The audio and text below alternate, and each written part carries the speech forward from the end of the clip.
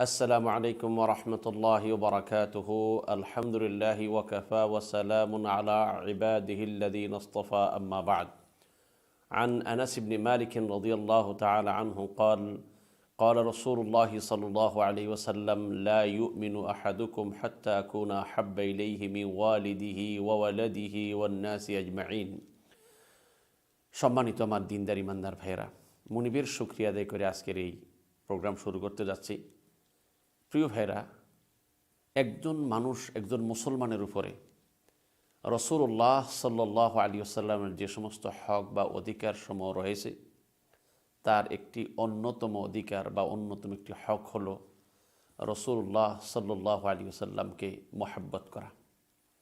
কেননা আমরা এই পৃথিবীতে যে কল্যাণ সাধিত আমাদের হয়েছে বা আমরা যে কল্যাণ সাধন করছি বা করব, ইহকাল এবং পরকালের যাবতীয় কল্যাণ রাসূলুল্লাহ সাল্লাল্লাহু আলাইহি ওয়াসাল্লামের মাধ্যমে আমরা হাসিল করেছি। আর রাসূলুল্লাহ সাল্লাল্লাহু আলাইহি ওয়াসাল্লাম যদি আমাদের জন্য এত ত্যাগ না করতেন, তাহলে আমরা কুফরি অবস্থায় মৃত্যুবরণ করতাম আর অনন্তকালে জাহান্নামের কয়লা হতাম। তাই এই জীবনে আল্লাহর রহমতের পরে আমাদের প্রতি যার বেশি ইহসান রয়েছে, যার বেশি দয়া রয়েছে, সেই হলো যে বিশ্বনবী মুহাম্মদুর রাসূলুল্লাহ সাল্লাল্লাহু আলাইহি ওয়াসাল্লামের। তার এই অক্লান্ত পরিশ্রমের বদৌলতে আজ আমরা ইমানের মতো এত বড় একটা বড় নিয়ামত পেয়েছি। আজ আমরা এই পৃথিবীতে সভ্য একটা জাতিতে আমরা আখ্যায়িত হয়েছি এবং আমরা জান্নাত পাওয়ার বড় আশা আমাদের বুকে রয়েছে। এবং যদি আল্লাহ পাক আমাদেরকে রসুলের সেই আদর্শ অনুযায়ী চলার তৌফিক দান করেন, তাহলে এই জীবন শেষে আমরা পরকালে জান্নাত পাওয়ার আশা আমরা আমাদের বুকে ধারণ করে রাখছি। প্রিয় ভাইয়েরা, সেই জন্য বলবো যে রাসূলুল্লাহ সাল্লাল্লাহু আলাইহি ওয়াসাল্লামের ইহসান আমাদের প্রতি অনেক বেশি আল্লাহর ইহসানের পরে। তাই আল্লাহর পরে এই সৃষ্টি জগতে সবচাইতে রাসূলুল্লাহ সাল্লাল্লাহু আলাইহি ওয়াসাল্লামকেই ভালোবাসতে হবে।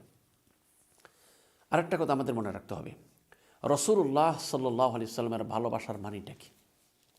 রাসূলুল্লাহ সাল্লাল্লাহু আলাইহি ওয়াসাল্লামকে ভালোবাসা বা রসুলকে মহব্বত করার অর্থ হলো যে এই আল্লাহ তাআলাকে বাদ দিয়ে এই পৃথিবীতে মানুষ যত কিছুকে ভালোবাসে, নিজের ছেলে মেয়ে, পিতা মাতা, স্ত্রী, এমনকি তার নিজের নফসকে মানুষ ভালোবাসে, নিজেকে ভালোবাসে, বলতে এই সকলের ভালোবাসার চাইতে রসুলের ভালোবাসাকে প্রাধান্য দেওয়া। তার মানে হলো কোনো এক, আমার পিতামাতা, আমার স্ত্রী, আমার নফস যদি আমাকে কোনো জিনিসের দিকে ডাকে, আমার মন একটা জিনিস চাচ্ছে কিন্তু রসুল আমার তার বিপরীত দিকে ডাকছে, সেক্ষেত্রে রাসূলুল্লাহ সাল্লাল্লাহু আলাইহি ওয়াসাল্লামের ভালোবাসায় উদ্বুদ্ধ হয়ে রসুলের ডাকে সাড়া দিয়ে মানে রসুলের কথাটাকে প্রাধান্য দেওয়াটা, এটাই হলো যে মহাব্বত।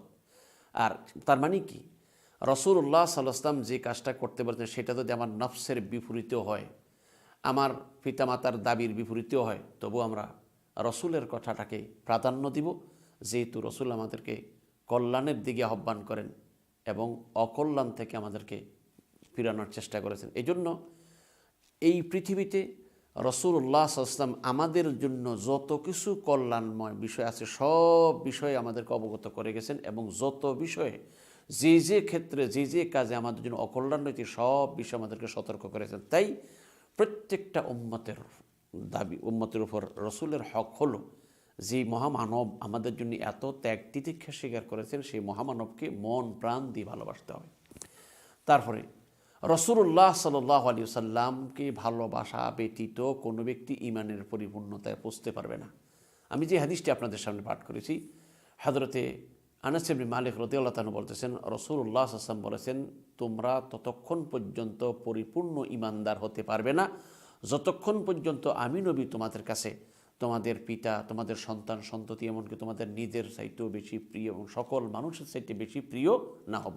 তাহলে বোঝা গেছে যে আমি আর আপনি, আমরা যদি ঈমানের পরিপূর্ণতায় পৌঁছতে চাই, আমরা যদি খাঁটি মোমেন হতে চাই, তাহলে আমাদেরকে রাসূলুল্লাহ সাল্লাল্লাহু আলাইহি ওয়াসাল্লামকে অবশ্যই ভালোবাসতে হবে এবং এমনকি নিজের চাইতেও বেশি ভালোবাসতে হবে। কারণ আমার আর আপনার পিতামাতা, আমি আর আপনি, আমরা নিজেদেরকে জাহান্নামের আগুন থেকে বাঁচাতে পারবো না যদি নবীর এই প্রচেষ্টা না থাকতো, নবীর এই পথ আমরা অবলম্বন না করতাম। সেই জন্য অবশ্যই আমাদেরকে এটা মনে রাখতে হবে যে জীবনের যতদিন বেঁচে থাকি রাসূল ইসলামকে সকলের সাথে ভালোবাসতে হবে। হযরত ওমর ইবনে খাত্তাব রাদিয়াল্লাহু আনহু বলছে, ইয়া রাসূলুল্লাহ, আপনি আমার কাছে সকলের চাইতে বেশি প্রিয়, কিন্তু আমার জানের চাইতে বেশি প্রিয় নয়।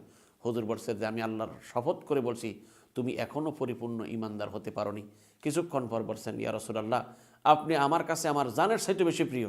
রাসূল সাল্লাল্লাহু আলাইহি ওয়াসাল্লাম, আল আন ইয়া ওমর, হে ওমর, তুমি এখন পরিপূর্ণ ঈমানদার হয়েছো, অর্থাৎ এখন ঈমানের দাবিতে তুমি পরিপূর্ণ হয়েছো।